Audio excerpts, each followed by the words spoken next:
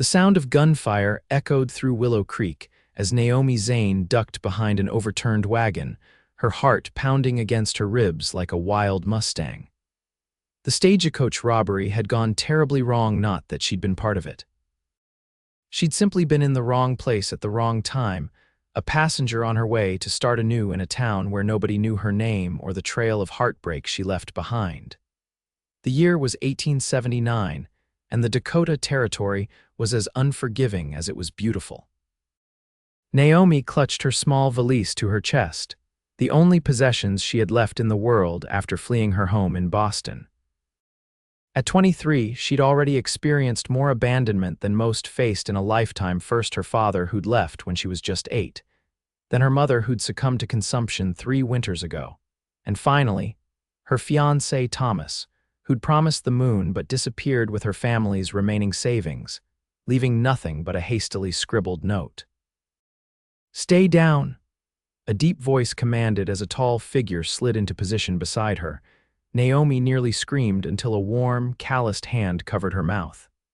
When she looked up, she found herself staring into eyes as blue as a summer sky, set in a sun-bronzed face beneath a dust-covered Stetson. "I'm not going to hurt you, madam," he said, removing his hand once she nodded her understanding. "Name's Nathan Irwin. I'm helping Marshal Jenkins round up this gang." Another bullet splintered the wood above their heads, making Naomi flinch. "When I count to 3, you run for that outcropping of rocks," Nathan instructed, pointing to a formation about 30 yards away. "I'll cover you." Before she could protest, he was counting. On 3, Naomi gathered her skirts and ran faster than she ever had in her life, the sound of Nathan's revolver providing cover fire behind her. She dove behind the rocks, scraping her palms on the rough ground, and watched in horror as Nathan engaged in a shootout with 2 bandits. His movements were fluid, confident. When one of the outlaws broke cover to make a run for it, Nathan's shot found its mark, sending the man sprawling. The other threw down his weapon in surrender just as the marshal and his deputies arrived to take control of the scene. Only when the dust settled did Naomi notice the crimson stain spreading across Nathan's sleeve. "You're wounded," she said, approaching him cautiously. Nathan glanced at his arm as if noticing the injury for the first time. "Just a graze, had worse from shaving." His smile was easy, revealing a dimple in his left cheek. "Let me help," Naomi insisted, tearing a strip from her petticoat. "I was training to be a nurse before." She trailed off, not wanting to reveal too much of herself to this stranger. "Before what brought you to these parts?" Nathan asked, wincing slightly as she bound his wound. "Before I learned that some promises aren't meant to be kept," she replied cryptically. The marshal approached them, tipping his hat to Naomi. "Madam, you all right? Thanks to Mr. Irwin here. Nathan's one of our best," the marshal said. "Not officially a lawman, but might as well be for all the help he gives us. Tracks like an Indian and shoots like the devil himself." Nathan looked embarrassed by the praise. "The stagecoach can't continue, Marshal. Wheels busted beyond repair," the marshal sighed. "Nearest town's Willow Creek, about 4 miles east. I'll arrange for someone to take the passengers." "I can escort the lady," Nathan offered, then quickly added, "if she's agreeable, of course." Naomi hesitated. Her experiences had taught her to be wary of men offering help, especially charming ones with kind eyes, but she was alone in unfamiliar territory with night approaching. "That would be most appreciated, Mr. Irwin," she finally said. As they walked toward his horse, a magnificent chestnut stallion, Naomi couldn't help but ask, "Why would you go out of your way to help me?" Nathan considered this as he adjusted his saddle. "Out here, folks help each other. It's how we survive." He offered his hand to help her up. "Besides, seems like you could use a friend right about now." Naomi allowed him to boost her onto the horse before he swung up behind her, his arms encircling her as he took the reins.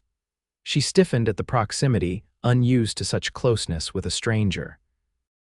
"I'll keep my distance once we reach town," he said, seeming to read her thoughts. "But out here, it's either ride double or walk, and those shoes of yours weren't made for prairie walking." He was right. Her Boston boots, though practical by Eastern standards, were already suffering from the dusty Western trails. As they rode, Nathan pointed out landmarks and told stories of the territory.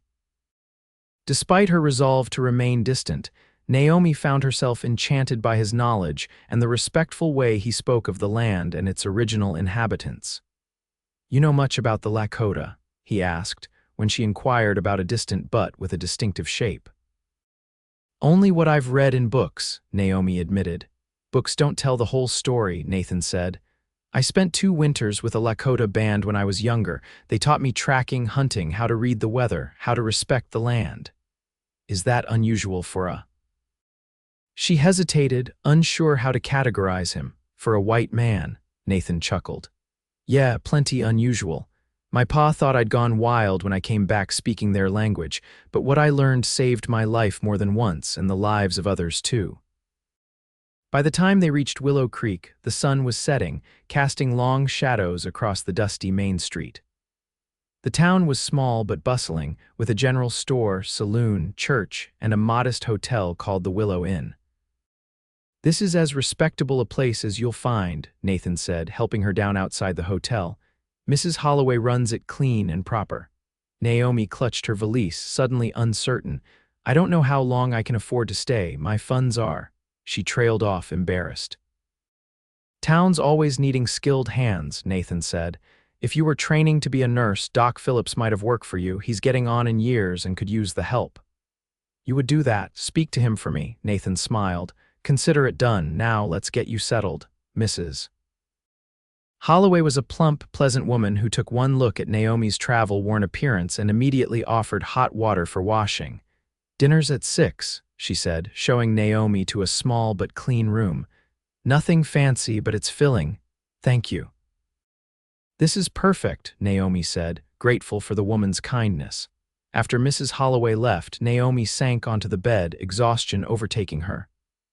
The events of the day replayed in her mind: the stagecoach, the robbery, and Nathan Irwin with his sky-blue eyes and ready smile. She reminded herself not to be fooled by charm again. Men like Nathan, handsome, confident, capable, were the most dangerous to her heart. She had come to the Dakota Territory to start fresh, not to fall into old patterns. No matter how kind Nathan seemed, she would keep her distance. After all, everyone left eventually. That was the one lesson life had taught her well. The next morning, true to his word, Nathan introduced her to Dr. Phillips, an elderly gentleman with kind eyes and a no-nonsense manner. After a brief discussion of her training and experience, he offered her a position as his assistant. "It won't make you rich," he warned, "but it's honest work, and the town needs someone with medical knowledge. I'm not getting any younger, and these old hands aren't as steady as they once were." "I accept with gratitude," Naomi said, relief flooding through her. As she and Nathan left the doctor's office, he tipped his hat. "Looks like you're set, Miss Zane. I'll leave you to get settled." "You're leaving?" The question escaped before she could stop it. "Got business in Fort Pierre," he explained. "Should be back in a week or so." Naomi nodded, ignoring the strange twinge of disappointment. This was for the best she needed to establish herself independently, not rely on a man she barely knew, no matter how helpful he'd been. "Thank you for everything, Mr. Irwin. I wish you safe travels." "Nathan," he corrected with a smile, "and I always come back to Willow Creek. It's the closest thing to home I've got." With that, he was gone, leaving Naomi to begin her new life. The days passed quickly as she settled into her role at Dr. Phillips' clinic. The work was demanding but fulfilling, and she found herself welcomed by most of the townspeople. Mrs. Holloway introduced her to other respectable women in town, including the schoolteacher, Miss Fairchild, and the Reverend's wife, Mrs. Lawson. True to his word, Nathan returned after 8 days, stopping by the clinic while Naomi was organizing medical supplies. "Heard you've been making quite an impression," he said, leaning against the doorframe, hat in hand. Naomi tried to ignore how her pulse quickened at the sight of him. "Dr. Phillips is an excellent teacher. He says you have a natural gift for healing," Nathan replied. "Says you spotted a case of scarlet fever before it could spread through the school," she shrugged modestly. "I saw similar cases in Boston. Well, the Hendersons are mighty grateful." He hesitated, then added, "I was wondering if you might join me for supper at the hotel tomorrow evening." To celebrate your successful start in Willow Creek. Naomi's instinct was to refuse, to protect herself from forming attachments that would inevitably lead to hurt. But there was something about Nathan Irwin that made her want to trust him, despite her better judgment. "That would be lovely," she found herself saying. Nathan's smile lit up his entire face. "I'll call for you at 6. That evening was the first of many they would spend together over the coming weeks. Nathan, she discovered, wasn't like any man she'd known before. He was forthright about his past, the son of a schoolteacher father and a mother who died when he was young, raised with books and an education unusual for a man who'd chosen the life of a frontiersman. "Why did you leave that life behind?" she asked one evening as they walked along the creek that gave the town its name. "Never really fit in back east," he explained. "Too restless. After the war I couldn't settle, needed open spaces, room to breathe." "You fought in the war?" Naomi was surprised. Nathan seemed too young. "Lied about my age, enlisted at 16 and 64, saw things no boy should see." His expression darkened momentarily. "Afterward, heading west seemed the only option. Been here ever since, except for those winters with the Lakota." As autumn turned the cottonwood trees golden along the creek, Naomi found herself looking forward to Nathan's visits more than she cared to admit.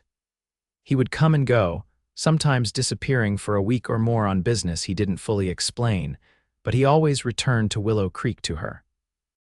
When she finally asked what took him away so often, his answer surprised her. "I track people," he said simply. "Find those who don't want to be found." "You're a bounty hunter?" Naomi couldn't hide her shock. "Not exactly." Nathan's expression was serious. "I don't bring them in for money, at least not usually. I find missing persons, runaway children, lost travelers, prospectors who haven't returned when expected.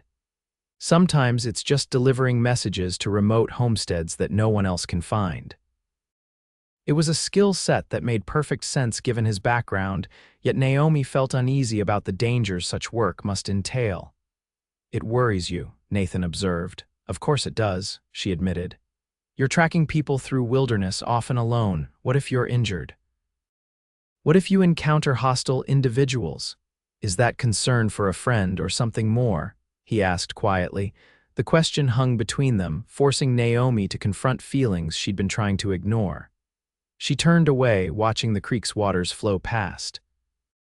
"I've learned the hard way not to put my trust in promises, Nathan. Everyone leaves eventually." He stepped closer, gently turning her to face him. "Not everyone, Naomi, not me. You can't know that," she whispered. "I can know my own mind," he said firmly. "I've wandered half my life, searching for something I couldn't name, until I found you." Before she could respond, a commotion from the direction of town drew their attention. Raised voices and the sound of running feet reached them. "Something's wrong," Nathan said, immediately alert. They hurried back toward the main street to find a crowd gathered outside the general store. Dr. Phillips spotted them and waved urgently. "Naomi, thank God, there's been an accident at the miller's farm, threshing machine. The boy's badly hurt." All personal matters were immediately set aside as Naomi gathered supplies and joined Dr. Phillips in his buggy. Nathan followed on horseback as they raced to the Miller homestead 3 miles outside of town. The scene at the farm was chaotic. 10-year-old Samuel Miller had been caught in the machinery while helping with the harvest. His right arm was mangled below the elbow, and he'd lost a dangerous amount of blood, while Dr. Phillips prepared to amputate. Naomi worked to stabilize the boy, speaking soothingly to him as she administered chloroform. Nathan assisted by holding lamps and passing instruments, his steady presence a comfort to the distraught family. The surgery was gruesome but necessary. Throughout the ordeal, Naomi maintained her composure, focused entirely on saving the child's life. Only when Samuel was stable, bandaged, and resting did she step outside the farmhouse, trembling with delayed shock and exhaustion. Nathan was there, offering a steaming cup of coffee and a shoulder to lean on. "You were remarkable in there," he said softly. "I was just doing what needed to be done," she replied, sipping the strong coffee gratefully. "That's what makes it remarkable. You didn't flinch, didn't hesitate. That boy will live because of you and Doc Phillips." They stayed until morning to monitor Samuel's condition. When they finally returned to town, exhausted but relieved that the boy would recover, Nathan walked Naomi to her door at the boarding house. "Get some rest," he said. "You've earned it." "Thank you for your help last night," Naomi said. "Having you there," she paused, gathering courage. "It made a difference." Nathan's eyes softened. "Naomi, about what I said before we were interrupted, I can't." "Nathan," she cut him off. "Last night showed me exactly why I can't afford entanglements. My work, my independence, it's all I have that's truly mine." Hurt flickered across his face, but he nodded. "I understand, but I meant what I said. I'm not going anywhere. When you're ready to believe that, I'll be here." As winter descended on the Dakota Territory, bringing howling blizzards and bitter cold, life in Willow Creek took on a different rhythm. The clinic was busy with cases of frostbite, influenza, and injuries from ice-related falls. Naomi threw herself into her work, trying to ignore the ache in her heart whenever she thought of Nathan. True to his word, he remained in town, taking fewer tracking jobs as the weather worsened. He helped organize a volunteer effort to deliver supplies to outlying farms and ranches, ensuring no family went without necessities during the harsh winter months. Naomi would see him around town, and they maintained a cordial relationship, but the easy closeness they'd shared during the autumn seemed lost. She told herself it was for the best, even as she missed their conversations and his quiet laughter. On Christmas Eve, the town gathered at the church for a celebration. The simple wooden building was transformed with pine boughs and candles, and everyone brought food to share. Naomi contributed butter cookies made from her mother's recipe, one of the few mementos she had of her former life. As the evening progressed, children performed a nativity scene, carols were sung, and the reverend gave a message about hope in dark times. Naomi sat near the back, feeling both part of the community and somehow separate, as she often did during holidays. She didn't notice Nathan's approach until he sat beside her. "Merry Christmas," he said softly. "Merry Christmas," she replied, surprised by how glad she was to see him. "I have something for you," he said, producing a small package wrapped in brown paper. "It's not much, but I thought you might like it." Hesitantly, Naomi unwrapped the gift to find a small leather-bound journal with her initials embossed on the cover. "I noticed you writing sometimes on scraps of paper," Nathan explained. "Thought you might prefer to keep your thoughts in one place." The thoughtfulness of the gift touched her deeply. "It's perfect," she said, running her fingers over the soft leather. "Thank you." "There's something else," Nathan said, his voice suddenly serious. "I've been offered a permanent position with the U.S. Marshal's office. They want me to use my tracking skills officially with a badge to back it up." Naomi's heart sank. A marshal would travel constantly, covering vast territories. "Congratulations," she managed to say. "You deserve the recognition." "It would mean being based here in Willow Creek," he continued, watching her face carefully. "Building a proper home instead of taking a room at the boarding house when I'm in town." Hope flickered unwelcome in her chest. "You'd stay in Willow Creek." "I told you I wasn't going anywhere," Nathan said simply. "I meant it." The new year brought change to Willow Creek. Nathan was officially sworn in as a deputy U.S. Marshal and began construction on a small house at the edge of town. Dr. Phillips, impressed with Naomi's growing skills, offered her a partnership in his practice. "I'm not getting any younger," he told her. "This town needs someone who will be here for the long haul, someone the people already trust." It was more than Naomi had ever dared hope for: a respected position, independence, and a community that valued her contributions. Yet something was still missing. She found herself walking past Nathan's half-built house one crisp February afternoon, watching as he and several other men worked on the roof trusses. He spotted her and climbed down, wiping his hands on a bandana as he approached. "What do you think?" he asked, gesturing to the structure. "Another month and it should be ready." "It looks wonderful," she said sincerely. "Plenty of room." "Too much for one person," he agreed, his eyes never leaving her face. A week later, disaster struck Willow Creek. Heavy snowmelt combined with early spring rains caused the creek to overflow its banks. The lower part of town, including Dr. Phillips' clinic, was suddenly underwater. The entire community mobilized to save what could be saved and move people to higher ground. Nathan organized rescue efforts, while Naomi and Dr. Phillips established a temporary medical station at the church. For 3 days, they worked tirelessly, treating injuries, preventing disease, and coordinating relief efforts. Naomi barely slept, moving from one crisis to the next. On the 4th day, as the waters finally began to recede, she collapsed from exhaustion.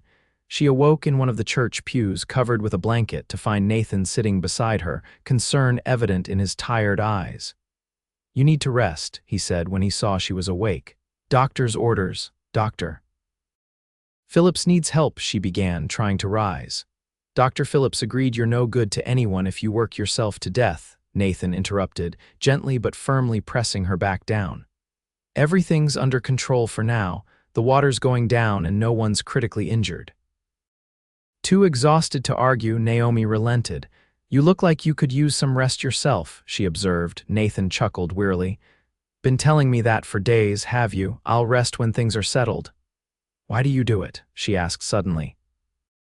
"Put yourself at risk for others, work until you're ready to drop," he considered the question thoughtfully. "Same reason you do, I expect, because it's right, because it matters." He paused, then added softly, "Because this place, these people, they're worth it." In that moment, watching him in the dim light of the church, Naomi finally understood what she'd been fighting against all these months. It wasn't just fear of being abandoned again. It was fear of belonging, of putting down roots so deep that losing them would destroy her. "You were right," she said quietly. "About what? About not everyone leaving?" She met his gaze steadily. "I think I'm ready to believe that now." The flood marked a turning point for Willow Creek and for Naomi. The town rebuilt stronger than before, with new flood defenses and improved buildings. Dr. Phillips' clinic was relocated to higher ground, reopening with expanded facilities that reflected its importance to the community. As spring gave way to summer, Nathan's house was completed, a handsome structure with a wide porch overlooking the rolling prairie. Naomi found herself there often, sometimes bringing supper after a long day, other times simply sitting with Nathan as the sun set, sharing the day's events and plans for tomorrow. On a perfect June evening, with wildflowers painting the prairie in a riot of colors, Nathan took her hand as they sat on the porch steps. "I've been thinking," he began. "A dangerous pastime," Naomi teased, though her heart had begun to race. "This house still feels too big for just one person," he said. "Always has." "Are you thinking of taking in boarders?" she asked, knowing full well that wasn't his meaning. Nathan shook his head, a smile playing at the corners of his mouth. "I was thinking it needs a woman's touch. Specifically yours." He reached into his pocket and produced a simple gold band. "I'm not a man of fancy words, Naomi, but I know what I want, and that's you beside me for all the days we have. Will you marry me?" Naomi looked at the ring, then at the man offering it, solid, dependable, kind, and all her old fears seemed distant and hollow. "Yes," she said simply.